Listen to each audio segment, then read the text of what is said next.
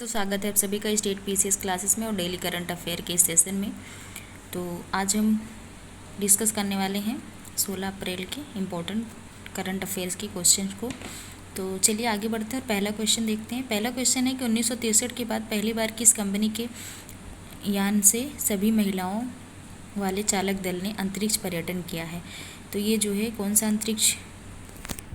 सी company है, तो ये ब्लू ओरिजिन कंपनी है जिसके थ्रू सभी महिलाएं जो है अंतरिक्ष में पर्यटन के लिए गई थी। और ये इस कंपनी के मालिक कौन है, तो जेफ बेजोस हैं। और इसका नाम है NS-31 न्यू सेफर, जो कि लॉन्च हुआ था 14 अप्रैल 2025 में ये लॉन्च किया गया। और इसके थ्रू 6 महिलाएं अंतरिक्ष में गईं। और कितने मिनट रही वहाँ की यात्रा, कितने मिनट की, तो ये जो है 11 मिनट की यात्रा ये लोग वहाँ पर की हैं। और इसका उद्देश्य क्या है, तो इसका उद्देश्य है कि स्पेस टूरिज्म को बढ़ावा देना। और इसके पहले जब 1963 के पहले कौन सी महिला गई थी, तो उसके पहले सबसे पहली महिला जो विश्व की गई हैं स्पेस में, तो उनका नाम वेलेंटीना था जो 1963 में गई थी। उसके बाद अब ये महिलाएं गई हैं, जो कि 6 महिलाएं हैं टोटल, इसमें पूरी महिलाएं ही हैं, इसमें पुरुष नहीं हैं। और पहले व्यक्ति कौन गए थे, तो पहले व्यक्ति जो थे यूरी गागरिन गए थे, जो कि USSR थे, मतलब उस समय रूस से थे, USSR से। और ये 12 अप्रैल 1961 में गए थे। और इसी दिन 12 अप्रैल को ही मानव अंतरिक्ष दिवस भी मनाया जाता है। तो ये इंपॉर्टेंट क्वेश्चन है कि 1963 के बाद पहली बार किस कंपनी के द्वारा जो है सभी महिलाएं अंतरिक्ष में यात्रा की हैं, तो ब्लू वर्जिन कंपनी हो जाएगी। आगे बढ़ते हैं, नेक्स्ट क्वेश्चन देखते हैं कि भारत समेत 62 देश किस उद्योग पर दुनिया के पहले वैश्विक कार्बन टैक्स पर सहमत हुए हैं। तो 62 देशों के साथ में कहाँ पर हुआ है ये, तो ये लंदन में सहमति इसमें बनी है।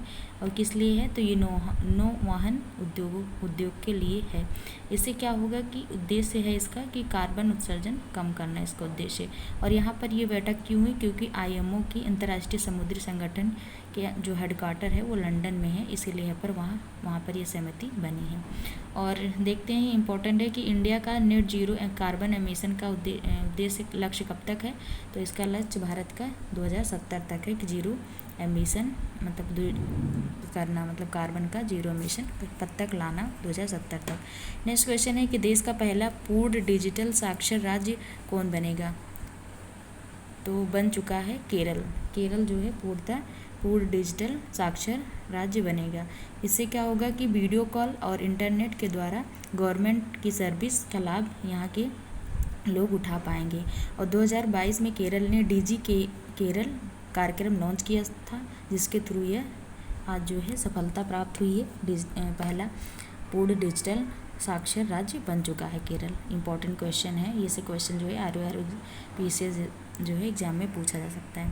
नेक्स्ट क्वेश्चन है कि स्टार्टअप QNU लैब्स ने दुनिया का पहला क्वांटम आधारित प्लेटफॉर्म QShield कहाँ लॉन्च किया है, तो ये जो है भारत के बेंगलुरु में लॉन्च किया है।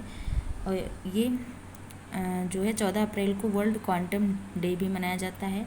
और इसका उद्देश्य क्या है, तो इसका उद्देश्य है उद्यम को महत्वपूर्ण बुनियादी ढांचों को सुरक्षित करने में सक्षम करना, और इससे कनेक्टिविटी जिसको Q कनेक्ट ऐप्स के थ्रू और सहयोग क्यूवर्स के थ्रू इसमें ऐप भी बनाए गए हैं।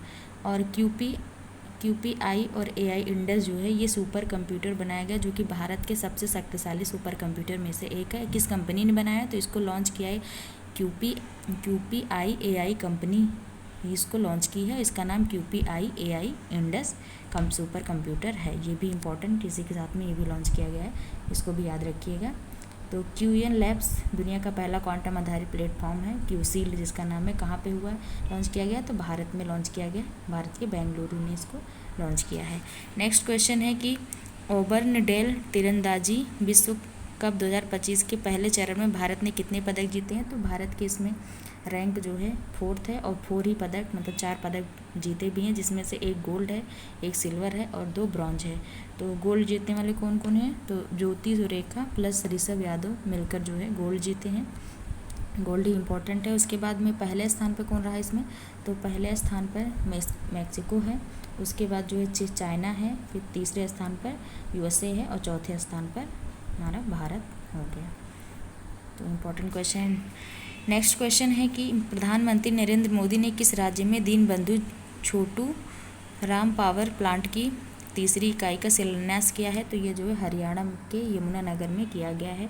इससे क्या होगा कि बिजली उत्पादन कोल से ही होगा, लेकिन यहाँ पर ऐसी तकनीकी जो है इसमें बनाई गई है कि कम उत्सर्जन, मतलब कम प्रदूषण यहाँ पर होगा, कम एमिशन होगा कार्बन का। तो ये तकनीकी के कारण ऐसा होगा और कोयला से ही बिजली यहाँ पर बनाई जाएगी।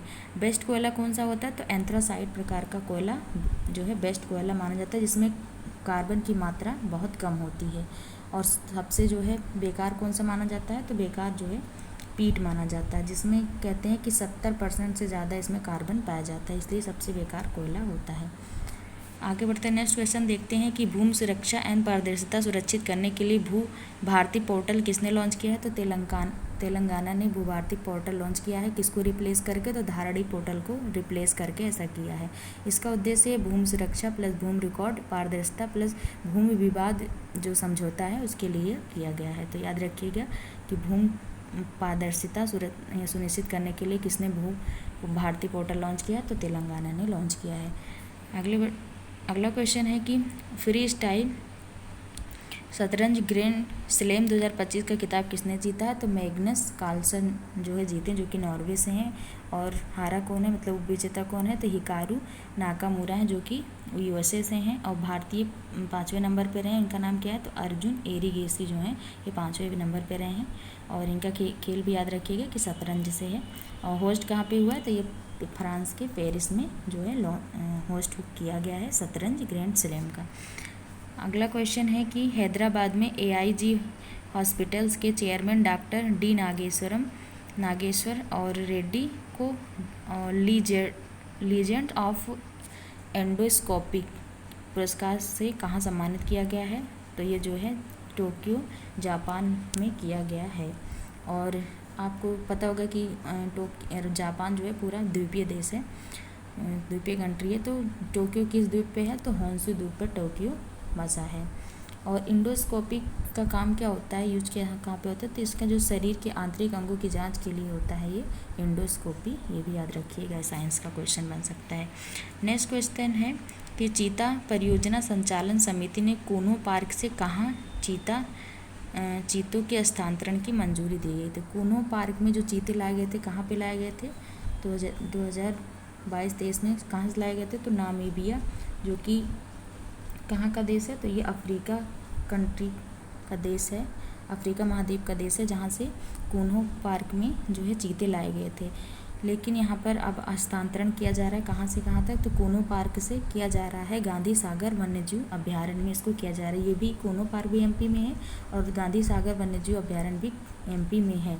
और ऐसा क्यों किया जा रहा है? तो ऐसा इसलिए किया जा रहा है कि तेंदुआ से संघर्ष एवं शिकार की उपलब्धता के कारण, क्योंकि यहाँ पर तेंदुए से शिकार हो रहा है, तेंदुओं का शिकार हो रहा है, संघर्ष हो रहा है कहाँ पे? तो कूनो पार्क में। इसलिए और इसलिए भी क्योंकि वहाँ पर शिकार की उपलब्धता है गांधी सागर वन्यजीव अभ्यारण्य में, तो इसलिए वहाँ पर ये हस्तांतरण किया जा रहा है। तो आज के इम्पोर्टेंट क्वेश्चन है। और लास्ट जो है शॉर्ट न्यूज़ है कि जापान की जनसंख्या के आंकड़ों में लगातार 14वें साल हुई गिरावट। तो आप लोग को पता ही होगा कि जापान जो है एशिया का एकमात्र जो है विकसित देश है। जापान एशिया का एकमात्र विकसित देश है, लेकिन यहाँ की जनसंख्या बूढ़ी हो चुकी है। मतलब यहाँ पर जनसंख्या बढ़ नहीं रही है और जो बूढ़े हैं उनकी एज तो काफ़ी है, लेकिन वो मतलब बूढ़े होते जा रहे हैं। तो यहाँ पर जो है 14वें साल भी ऐसा देखा गया कि जनसंख्या कम ही रही। तो और आप जापान के बारे में देखते हैं कि जापान में कौन कौन से द्वीप पाए जाते हैं। कभी कभी इसका सीक्वेंस से लगाने ही आता है। तो पहले आएगा नंबर 1 पे होक्काइडो, फिर आ जाएगा होन्शु, फिर आ जाएगा क्यूशू, फिर उसके बाद आएगा शिकोकू। ये सभी जो हैं 4 महत्वपूर्ण यहाँ के द्वीप हैं। तो आप लोग सीक्वेंस याद रखिएगा। तो आप लोग वीडियो को ऐसे देखते रहिए, चैनल को शेयर और सब्सक्राइब करिए। और आज थोड़ा जो है व्यस्तता के कारण वीडियो लेट जा रही है, तो उसके लिए क्षमा प्रार्थी हैं। तो आप लोग ऐसे वीडियो देखते रहिए। Thank you so much.